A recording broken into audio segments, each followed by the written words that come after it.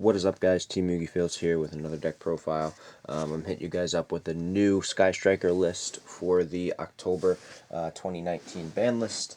When the ban list dropped and everyone saw Widow Anchor went to 1, I saw a bunch of people thought this deck just like dropped off the map.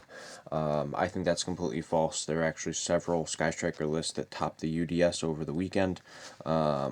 One of the lists was a lot more inspiring to me from a structural standpoint, and that was Manav Dawar's. I thought he had a really good list. I always like his list for striker.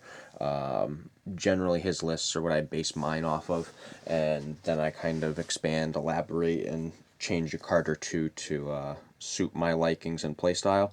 But I'm going to show you guys what I'm trying and testing out. It's actually a lot of fun so far, and it's got some cool spice in it that I haven't seen anyone really trying yet. But I'm sure people will for sure. So we're only playing 3 monsters. We're playing the 3 Ray. I'm not playing any extra cards. I did not find them necessary. I didn't want to play Ashes. You'll see why I didn't want to play Ashes, and I'll explain like more in depth as I progress through everything. But the only monsters we're playing are 3 Ray. And then for the Sky Striker spells, of course, we're playing a 3 engage. You kind of have to. 2 anchor. I didn't think 3 was necessary, even with. I'm sorry, 2 shark cannon. Even with Widow Anchor going to 1, I didn't feel that 3 shark cannon was necessary. Same with Area 0. I didn't want to play 3. I just found it to be very bricky and cloggy. Then all the 1-ofs, the jamming waves, the afterburners, the 1 anchor, the 1 multi-roll, the Hornet drones, the Eagle booster, and the Hercules base. Those are all the Sky Striker spells that we use. I think that's going to be a fairly basic lineup. Some people might try 3 Shark Cannon and have success with it. I contemplated doing it and I tested it, but it was just too much. And I wanted to play some other cards that I thought were fairly necessary. So we'll move on to the non-Sky Striker spell cards, which would be 3 Into the Void. This is the big spice that I'm doing. So this card will resolve before your Shizuku adds to hand. So basically, you set all the cards that are left in your hand, and you don't lose anything out of it, and you instead get to still keep a card that you're adding at the end phase. So Into the Void, I think, is really good, and drawing, it's just like Upstart Goblin, basically, except you're not giving your opponent life points, which is nice. 2 Cyclone, just for the back row removal, and 2 Mind Control, because this card is crazy. My hollows are in my Salamangreat deck, and I didn't want to take it apart, so I just grabbed my commons that were laying around and tossed them in. But 2 Mind Control and 2 Cyclone is pretty good. 2 Burial Goods and 1 Fusion. I found that this is actually pretty solid. I know some people are going to start upping Burial to 3. I think that's really bad. Playing it at 2 is perfect. You don't have to play any more than 2 of that card. 1 Upstart, 1 Rhoda, 1 Terraforming, and then the other fun spice is the Silent Universe.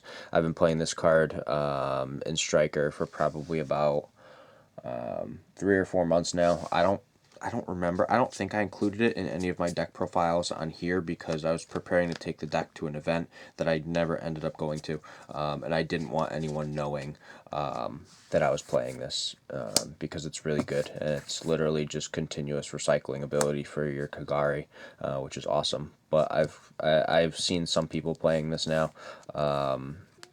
I love the card. It's just really good. There's not much else to say. But those are the spell cards. We'll now move on to the traps. This is where the deck profiles that I've seen have kind of inspired me because we do have a heavier trap lineup now. So we're playing 3 Impermanence, which is really good. 3 Strike, and 3 There Can Only Be 1.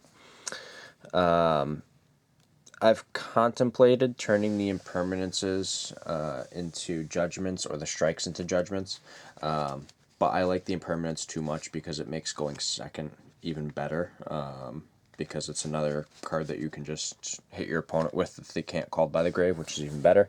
But that's the main deck. 40 cards exact seems to be pretty solid. We'll now move on to the extra deck. So we're playing, of course, the 1 Kagari, then I play 1 Kaina, only 2 Hayate. I don't feel that 3 is really necessary right now. Like, you can recycle all of them, and you just have to use your cards wisely. I like 2, though. You don't need 3.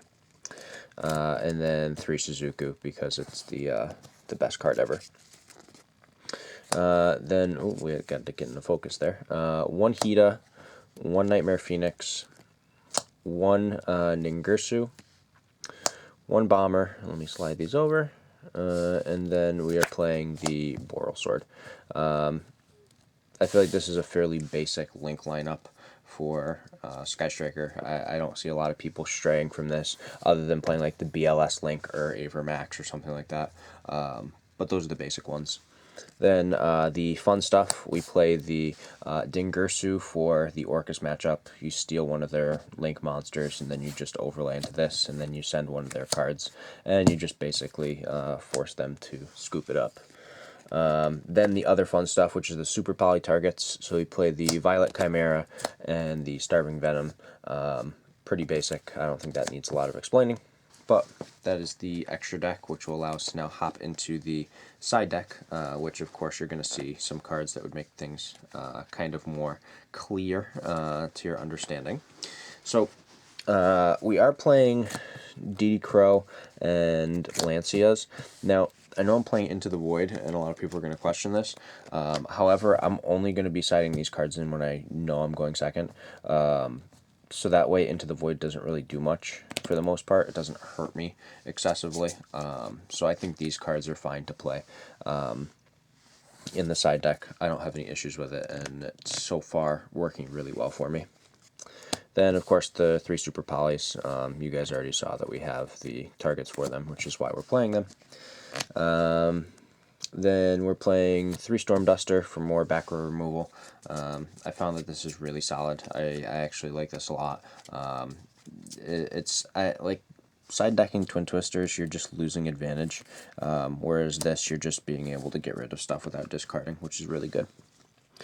And then 3 Different Dimension Ground. This card is really, really good against a lot of decks right now. Against like Orcus and Salamangreat, if you can flip this card, it's almost guaranteed game because they're not going to have a way to play around it, and you're just going to be able to force them to kind of scoop it up. But that is the side deck. So that concludes the overall Sky Striker deck list that I'm currently trying. I'm actually enjoying it a lot. Anyone who said the deck is dead is 100% wrong, because I'm literally contemplating whether I want to play this or if I want to play Salamangreat at my next regional. It's probably going to be one or the other, but I like both decks fairly equally. And other than that, I'm just playing a bunch of other decks for fun, just to mess around with my friends and play some stuff that kind of gives everyone a laugh. But I hope you guys enjoyed the deck profile. If you did, make sure you hit the thumbs up button. If I could speak, that'd be great too in my deck profiles. But make sure you hit that thumbs up button and smash that subscribe button too while you're at it. And for right now, this is Team Yugi Phils signing out.